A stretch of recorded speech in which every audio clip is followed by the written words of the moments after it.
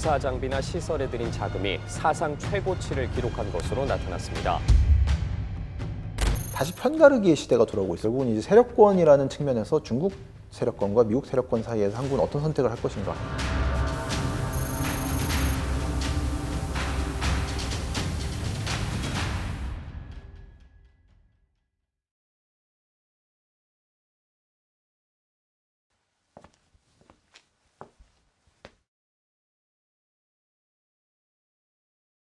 네, 생존 특강 시청자 여러분 안녕하세요. 국제법질서연구소의 정하들입니다.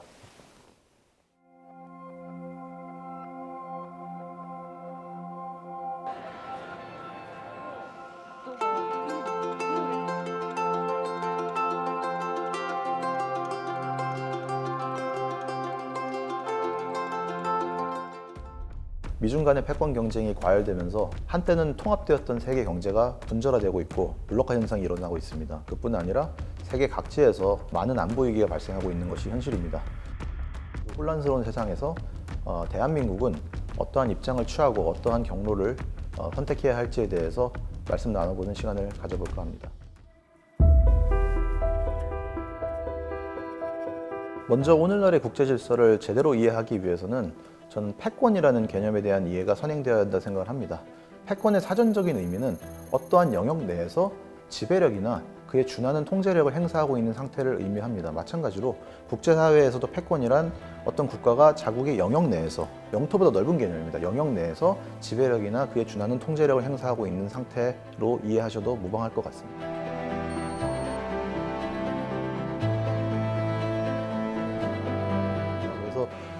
국강필패라고 해가지고 국가가 강대국이 되면은 필연적으로 패권을 추구한다라는 얘기가 존재합니다.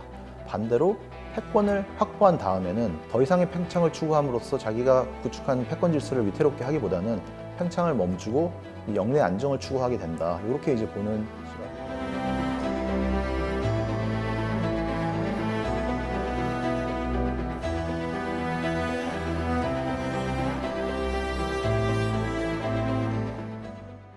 하지만 공통적인 패권 개념의 유일한 예외가 미국입니다.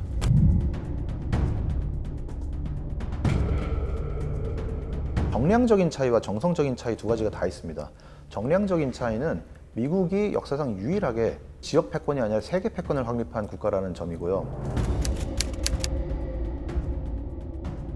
그리고 정성적으로는 제도적 권력, 그리고 소프트 파워적인 권력 이런 것들로 형성돼 있었다는 점에서 차이가 있다고 볼 수 있을 것 같습니다.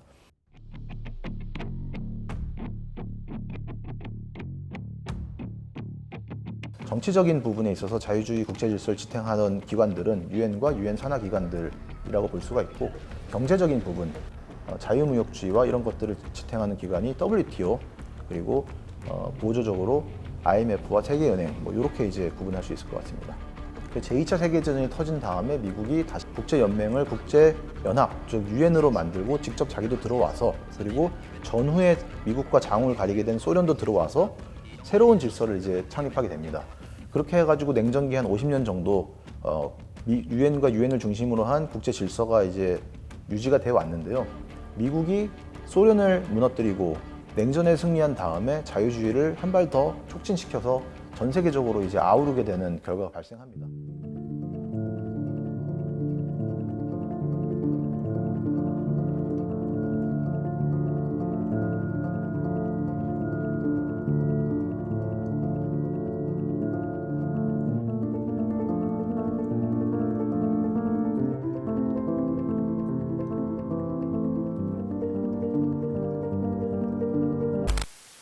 흐름에 동조하고 나서면서 패권의 균열이 점점 커지고 있다는 관측이 이번 나옵니다. 상설 중재재판소 판결로 미국과 중국의 갈등이 남중국해를 넘어 전방위로 확산될 수도 있습니다.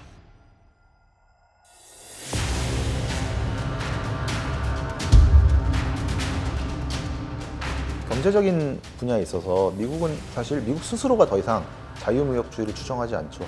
WTO의 상소기구 마비를 촉진한 것도 미국이고, 그런데 이 기구가 재판 구성에 필요한 최소 인원 3명을 못 채워 마비되는 유례없는 상황에 처했습니다. WTO가 중국의 불공정 무역 관행을 묵인한다며 상소위원 선정을 막는 방식으로 압박하려는 트럼프 미 행정부의 전략 때문입니다. 그 이후에 디커플링 또는 디리스킹이라는 절차에 들어가서 국제 공급망의 분절을 시도하고 있는 것도 미국입니다. 그 대표적인 예시가 사실은 반도체죠. 사실 반도체 제재, 대중국 반도체 제재는 트럼프 대통령 시절에 시작하긴 했어요. 그렇지만 그때만 하더라도 이게 전략의 핵심으로 떠오르진 않았죠. 전략의 핵심으로 떠오른 건 바이든 대통령 때인데 그 상징적인 사건 중에 하나가 중국의 극초음속 미사일이 사실은 미국의 기술과 미국의 첨단 품목을 사용해서 만들어졌다라는 보도가 나오면서 급물살을 타기 시작합니다. 결국은 차이가 뭐냐면은 트럼프 대통령은 중국이 저가의 부품을 많이 팔고 그리고 기술 발전을 해가지고 시장을 많이 뺏는다. 전 세계 시장에서도 경쟁력이 올라가고 미국의 경제적인 파이를 빼앗는다. 이 정도 생각이었다면 바이든 행정부 들어와서 미국이 중국을 바라보는 시각은 중국이 미국의 기술을 탈취하고 미국의 품목을 사용해가지고 첨단 산업을 만드는데 이 기술을 사용해서 중국이 급격하게 군사 기술을 발전시키네. 그리고 발전된 군사 시설을 가지고 만들어낸 극초음속 미사일이라든지 이런 것들이 예를 들어서 남중국해에서 미국의 해양 패권을 위협을 하네. 그렇게 위협한 해양 패권을 가지고 중국이 무엇을 할까? 대만 해협에서 대만을 위협하겠구나. 그러면은 미국의 서태평양 패권을 직접적인 위협이 되겠구나. 이런 식으로 이제 순환적으로 미국이 생각을 하기 시작합니다. 그러다 보니까 미국 입장에서는 이 모든 것은 하나에 연결되어 있는 문제고 기술 경쟁과 무역 경쟁이 결국은 패권 경쟁의 일환이다라고 받아들일 수밖에 없었던 거죠.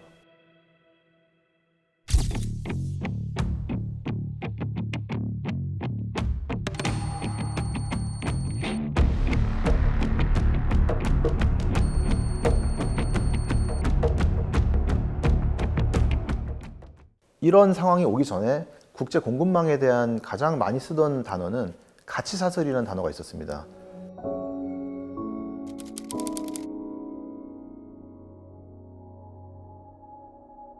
근데 더 이상 가치사슬이라는 단어를 찾기 좀 어려워졌습니다. 왜냐하면 더 이상은 그런 경제적 효율성에 따라 가지고 그 분업 체계를 갖추는 게 아니라 안보 위기, 이런 안보 문제, 리스크 이런 것들을 고려해 가지고 분업 체계를 다시 재편하는 지금 현상이 발생하고 있기 때문입니다.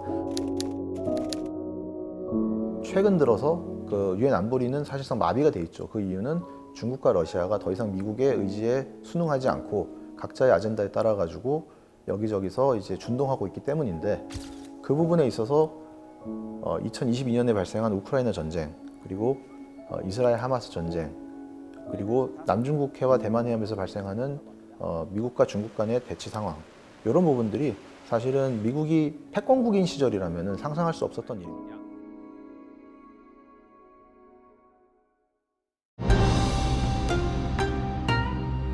미국의 패권이 흔들린 가장 결정적인 이유는 미국 자체가 약화된 부분과 동전의 양면으로서 패권국의 기본 조건인 경쟁국이 없어야 한다는 이 대원칙이 이제 흔들렸기 때문입니다. 중국이 급격하게 부상하면서 미국이 중국을 상대로 이제 그 발생한 무역 적자가 대한민국 총 예산이나 그 이상이 넘어간 게 굉장히 오래됐어요. 매년 그렇게 발생을 했거든요.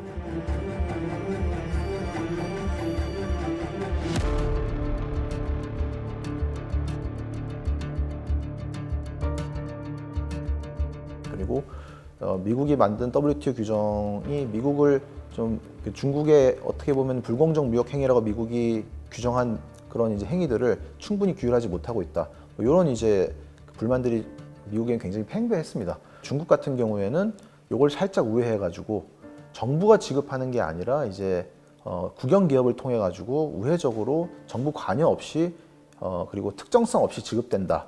이런 이제 기조로서 많이 이제 뿌리고 있었는데. 그것을 그 정부의 위임이나 지시를 받아가지고 보조금이 나간다는 부분을 원래는 입증을 해야 되는 것이 WTO에 이제 요구되는 법리였는데 이 부분에 있어가지고 사실 중국은 명시적인 이제 그런 이제 위임 지시의 증거를 남기지 않고도 보조금이 실제로 원하는 방향으로 흐르게 할 수 있는 방법을 굉장히 많이 가지고 있었다라고 보는 것이 미국의 입장이었고 실제로도 중국의 보조금이라는 것이 각 산업에 많이 흘러 들어가서. 과잉 생산으로 이루어지고 그 과잉 생산이 된 물건이 저가로 세계로 판매가 되고 저가 판매된 물품으로 인해 가지고 각국의 산업 관련 산업들이 황폐화되는 경우가 굉장히 많았습니다. 특히 미국의 철강 산업 같은 경우에 좀 대표적인 예시 중에 하나였는데요. Expressed our concern about the PRC's unfair trade practices and the potential consequences of industrial overcapacity for global and U.S. markets, especially in a number of key industries that will drive the 21st century economy, like solar panels.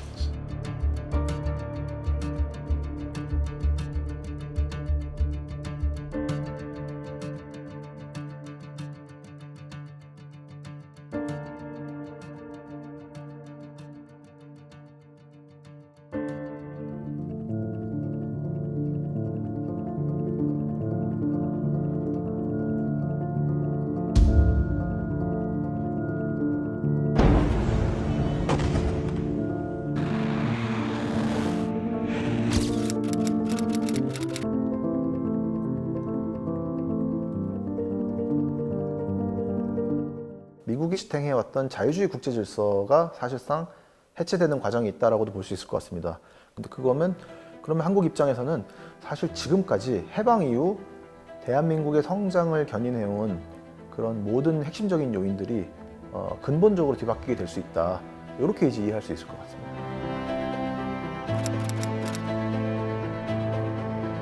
대한민국의 경제 성장을 이룬 요인이 여러 가지가 있겠지만 한마디로 가장 중요한 요인만 살펴보자면 우리나라는 사실 자원 빈국이잖아요. 그런 상황에서 어떻게 했느냐. 원재료를 다른 나라부터 수입해서 그걸 가공을 해서 부가가치를 더한 다음에 선진시장에 내다 파는 이런 어떻게 보면 가공무역이라고 정의할 수 있는 이런 구조를 가지고 경제 성장을 이끌어왔습니다. 부가가치가 높은 이런 제품을 헝가리 등 동유럽에도 수출하면서 기술 선진국인 일본과도 치열한 경쟁을 벌이고 있습니다. 이게 굉장히 효과적일 수 있었던 이유는 첫째로 원재료를 저렴한 가격에 수입할 수가 있고 그 다음에 우리 물건을 사줄 시장이 있고 그 시장이 우리 물건을 보호무역주를 배척하지 않고 사주었고 그리고 원재료를 실어 나르고 물건을 실어 팔매에 있어서 해상 운송을 주로 했는데 해상 운송이 굉장히 안전했다.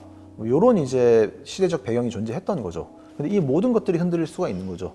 왜냐면은 자유무역주의 자체가 이제 흔들리는 상황에서 원재료를 파는 나라들은 우리가 원재료를 그냥 조건을 달지 않고 파는 건 이제 그만하겠어. 우린 조건을 달겠어라고 할 수가 있는 것이고 선진국들 입장에서도 우리 산업도 이제 보호를 해야겠는데 보호무역주의 장벽을 높이고 해상 운송 같은 경우에도 대만 해협이라든지 이런 부분에 있어가지고 그리고 호르무즈 해협이라든지 이런 부분에 있어서 안보 위기가 고조되면서 해상 운송의 안전성도 담보하기 어려워지는 시대가 다가오고 있다.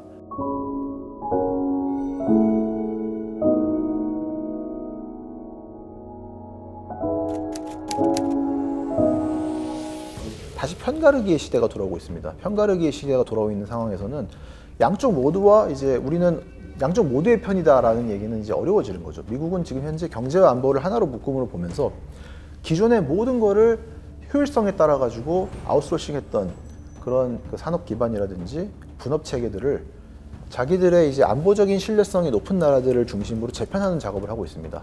그 와중에서 신뢰성이 좀 없는 나라로 이제 낙인 찍히게 되면은 그런 새로 구축되는 생태계, 기술, 산업 생태계에서 배척되는 결과가 발생할 수 있게 됩니다. 그래서 경제적으로도 편가르기를 어느 정도는 고려하지 않을 수가 없고 안보적으로는 말할 것도 없는 그런 상황이 되어 가고 있는 거죠.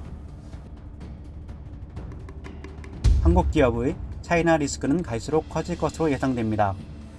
미국이 반도체 분야에서 중국에 대한 견제를 강화할 방침을 분명히 하고 있어 시간이 갈수록 미국과 중국에서 동시에 사업을 이어가기가 어려워질 것으로 보이기 때문입니다. 결국은 그러면 일단 당장 선택을 좀 해야 될 필요가 있긴 할 겁니다. 결국은 이제 세력권이라는 측면에서 중국 세력권과 미국 세력권 사이에서 한국은 어떤 선택을 할 것인가. 일단 지금 현재 패권 전환기라는 거는 결국은 편가르기가 일단 진행되는 단계고 그 와중에 어떻게 역학이 움직일지가 확정되지 않은 단계거든요. 결국 우리는 우리의 장기적인 비전을 가지고 그리고 우리의 목표를 가지고 시류에 맞춰가지고 일단 필요한 조치를 먼저 택할 필요가 있습니다.